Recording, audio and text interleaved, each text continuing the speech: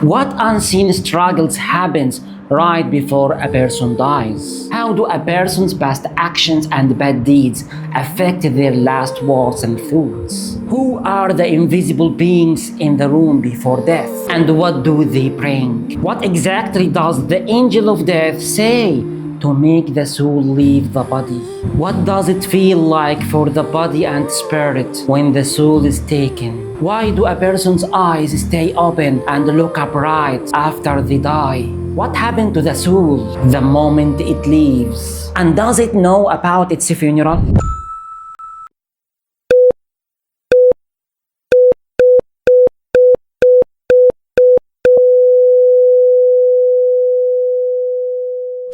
The living go on and the dead don't. So we will ourselves. When a person lies on their deathbed, we see only their physical struggle. We weep their brow. We hold their hand, completely blind to the terrifying, invisible reality unfolding inches away from our faces. As the veil between worlds begins to tear, the dying person is suddenly thrust into war zone. The shaitan is the most eager to be present at a person's deathbed, so that the end of a person's life may be accompanied by sin and rebellion. You think the final test is over? It has only just begun.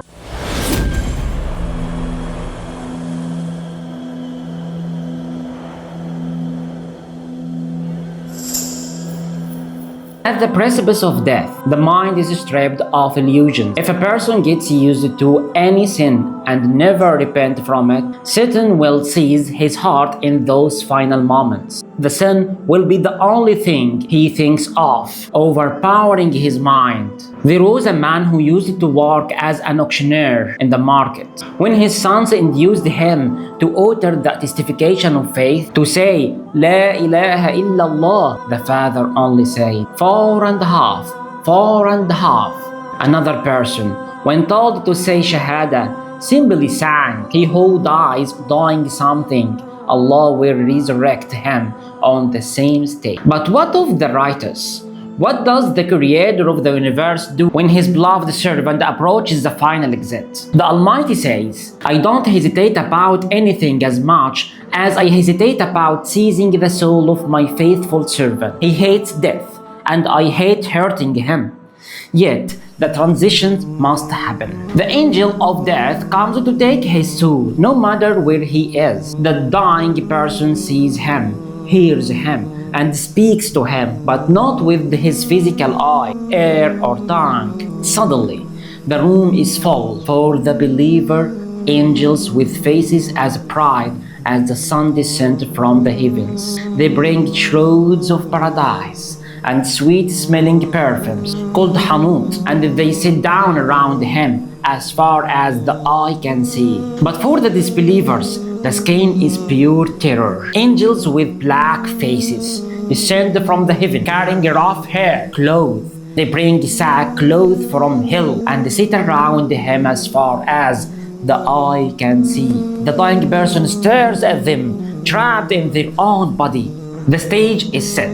The family is crying, but the dying person's attention is locked on one figure who steps forward, the commander of the transition. The angel of death comes and sits at his head. This is a moment every human being is hurting towards. The command he issues will define eternity. It's a good soul. The angel leans in and speaks, O good soul, come out to forgiveness and the pleasure of Allah. But if it is a wicked soul, the command strikes like a thunder, O evil soul, come out to the anger and the wrath of Allah. We know the soul must leave the body, but what does it actually feel like to be ripped from the physical vessel you have inhabited your entire life? Truly, there is agony in death. For the disbeliever, the soul scatters.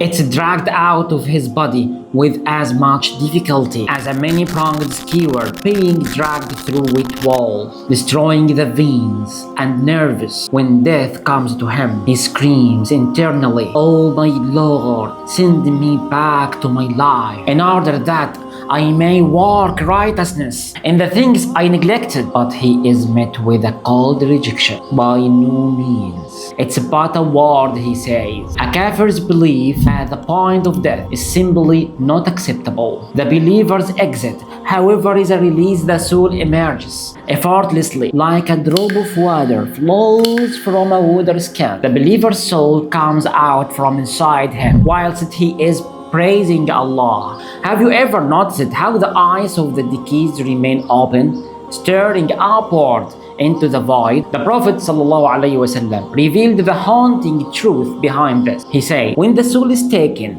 the eyes follow it. They are watching their own soul leave the body. The soul is now out, hovering in the room.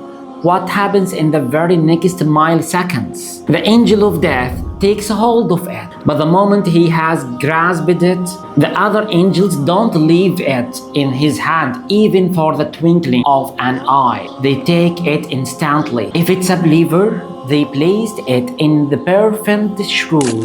A fragrance issues from it like the sweetest scent of musk found on the face of the earth. If it's a disbeliever, they immediately put it into a sackcloth, and it emits a stench like the foulest stench of dead flesh ever witnessed on earth. The soul is now fully severed. It's in the interspace. As the body is prepared, washed and shrouded, the soul returns and sees the washing of the body and the funeral procession. The soul screams out to the people carrying its body, saying either, take me forward, or if it's terrified of its destination, where are you taking me? Where are you taking me? But people, they cannot hear this. The angels are now preparing to carry the soul upwards, ascending from heaven to heaven. But not all doors will open. For some, the gates of heavens will be locked tightly. Where does the soul go when the sky rejects it?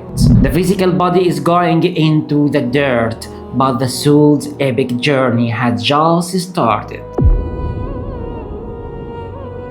If you wanted to know what happens when your soul reaches the gates of heaven, subscribe the channel and turn on the notifications. You don't want to miss the next stage of this journey. Join us next time for episode The Ascent to the Heavens. Assalamu alaikum.